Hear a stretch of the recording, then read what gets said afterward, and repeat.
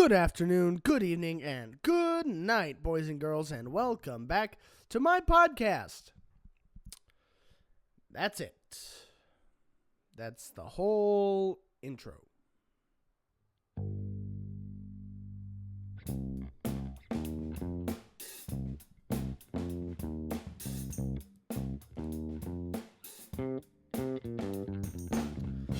Hello there, and welcome back to Sports and Other Things of the Sort. Sorry about that intro, I just felt like I needed to be weird. Today, we're going to be talking about the problems with the MLB All-Star Game, which is something I briefly brought up in the last episode when I was making a case for Victor Martinez. I think there are three main problems with the MLB All-Star Game, but it also does leak over to other All-Star Games as well. Before we dive into this episode, I have three things to say. First of all, if I sound sick, it's because I am. I got sick in about a 4-hour span, and it sucks.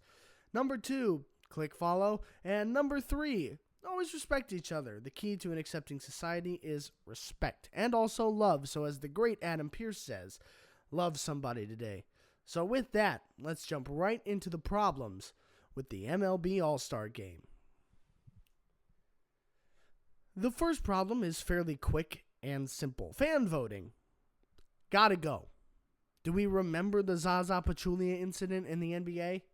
That's almost happened a couple of times in the MLB as well. I remember, I think it was 2022, the MLB Network was covering the All-Star fan votes, and Fernando Tatis Jr. was fourth in NL shortstop voting. He didn't play a single game that season. And we'll come back to Fernando Tatis later in this episode, actually. But my point is that the voting for these games should not be done by fans.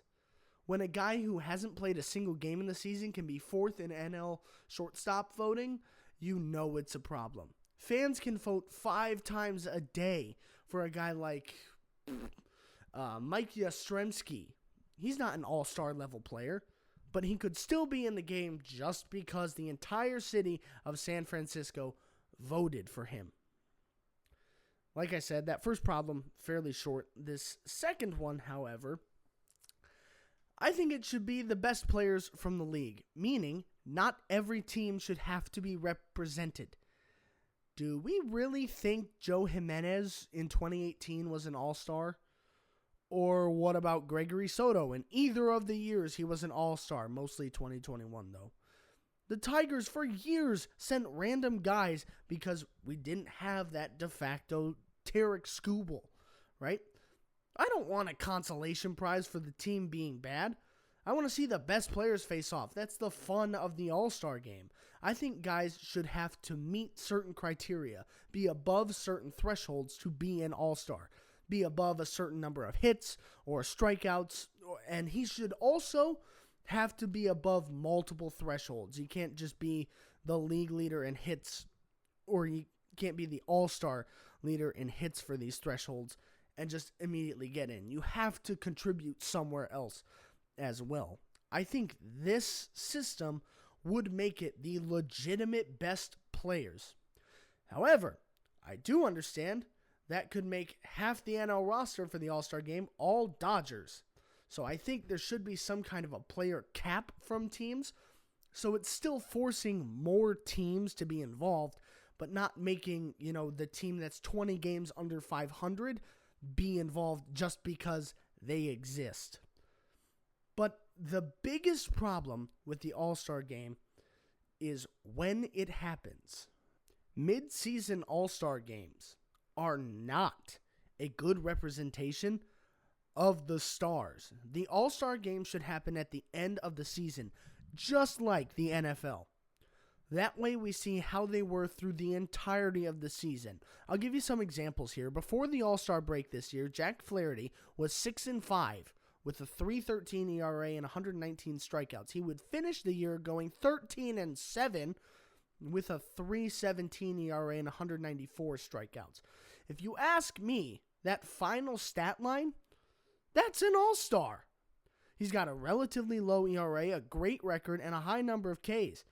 But because he was so shaky before the All-Star Game, he doesn't get anything. Then we go to Fernando Tatis from last year. Before the All-Star break, Fernando Tatis had a .279 batting average, 71 strikeouts, 14 home runs, and 36 RBIs. So, first of all, how the hell in Keller is he an all-star? This is the stat line of a Riley Green, who also should not have been an all-star. Kerry Carpenter was arguably better than Tatis in 30 less games, and Tatis' season got worse by the end. He had a .276 average with 21 home runs and 49 RBIs and 96 strikeouts. That's not an all-star level player. That's a guy that you're always happy is on the team, but you aren't expecting him to do much. And another example of this is Bill Swift. In 1992, he won the ERA title with a .208, went 10-4 even though he wasn't a regular starter for some of the season, and he was not an all-star. But wait, there's more! In 1993, he went 21-8, had a .282 ERA, 150-plus strikeouts, and on top of that, he was second in Cy Young voting, but no all-star. How is that even possible? Seth Lugo was an all-star and second in Cy Young voting. Zach Wheeler was second for the NL, and he was an all-star. I'm not saying that these guys weren't deserving, but if I look at those Bill Swift seasons, especially that 1993 season, that's an all-star.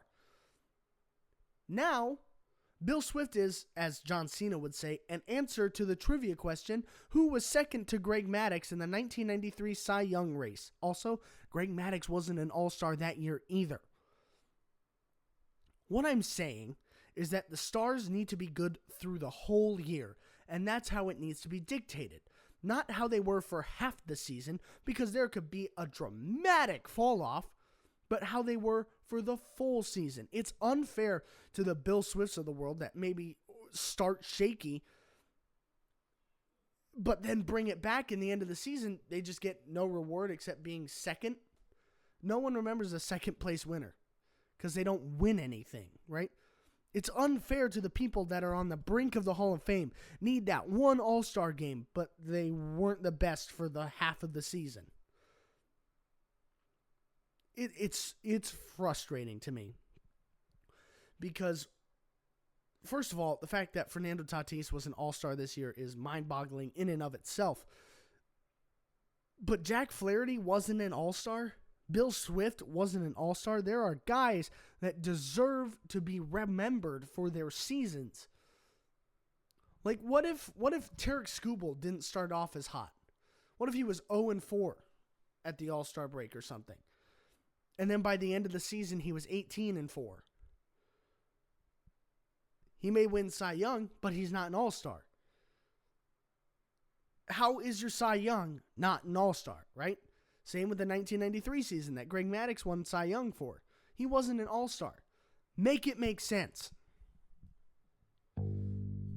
Well, that will wrap up this episode. I do think a bigger conversation needs to happen about how much these all-star games and awards even mean, because there are guys like Bill Freehan and Lance Parrish who have an incredible amount of gold gloves or silver sluggers or all-star games, but aren't in the Hall of Fame. And then Jack Morris is in there with only 5 all-stars and barely any other awards.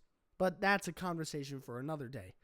Anyways, let me know what you think about the MLB All-Star Game and what changes you would or would not like to see. Next week will be our first bowling episode. I'll explain the difference between the pros and the average league bowler. But for now, I'm Lucas Stein signing off until next week. See ya. Also, I just looked at Jack Morris's stats. He has no awards, and he's a Hall of Famer. And then there are the Bill Freehans and Lance Parrishes and Keith Hernandez's that aren't in the Hall of Fame. The Andrew Jones, So there definitely needs to be a bigger conversation. Okay, I have to finish this episode before the theme song ends.